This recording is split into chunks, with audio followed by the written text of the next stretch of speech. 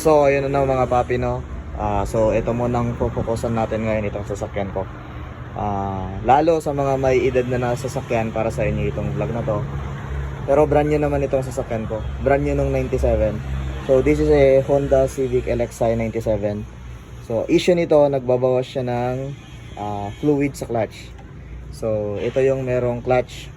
So, manual specifically. Pero sa mga sasakyan guys, dalawang uri ang clutch. Merong hydraulic at saka merong cable type. So itong Civic or Honda Civic ay naka hydraulic, which is ang nagdadala sa kanya ay fluid. So yung isa naman is cable type. So ito ang issue niya, nagbabawas ng fluid. Dalawa lang ang pwedeng magkalik dito, pwedeng dun sa master pump or yung sa pinaka clutch pump niya, or dito sa slave or secondary. Kasi kung may sungaw dun sa mga fluid hose niya, mawawala talaga yung pressure. So ito may pressure pa naman, sadyang nagbabawas lang yung fluid. So yon, ina-experience na rin namin dati na ang nauunang nagbabawas ay dun mismo sa pinaka master pump. Yan nandito. Makikita nyo dun sa ilalim ng pedal nyo. Dito makikita nyo lang may tumutulo dyan. So dyan. So sa case na ito, pero kung titignan nyo, wala siyang leakage guys. Pero nung chinek ko dito sa may boots nya, dito sa may rubber, yan o. Tumutulo pa nga o.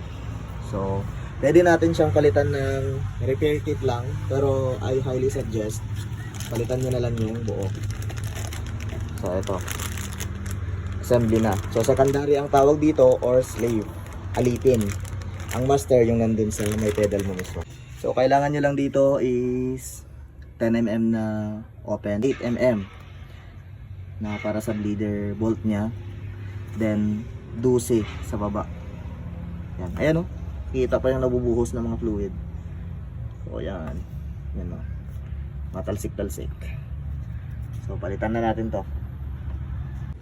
Bago natin simulan, sprayan muna natin ito.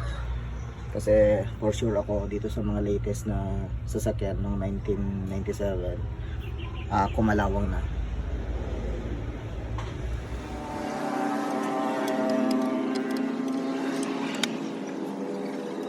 So eto na siya, look at that guys. Look at that. Grabe. So yun, highly suggested talaga na bugahan nyo muna ng WD-40 para yung mga kalawang matagtag. Kasi grabe, pinahirapan ako masyado. Lalo itong 12 na bolt. So sige, kakabit ko na lang. Tapos magtatawag ako ng body. Yes sir. So ayan, na-assemble ko na itong bago. Kinabit ko na itong boots nya. Tapos dito iti-thread yung sa fluid line. So plug and play lang talaga siya. Yun. So ayan, natapos ko na. So na-install ko na yung bago, ayun. So pinaluwagan ko lang to kasi magbi-bleed na ako. I guess dito ko natatapusin itong video na ito.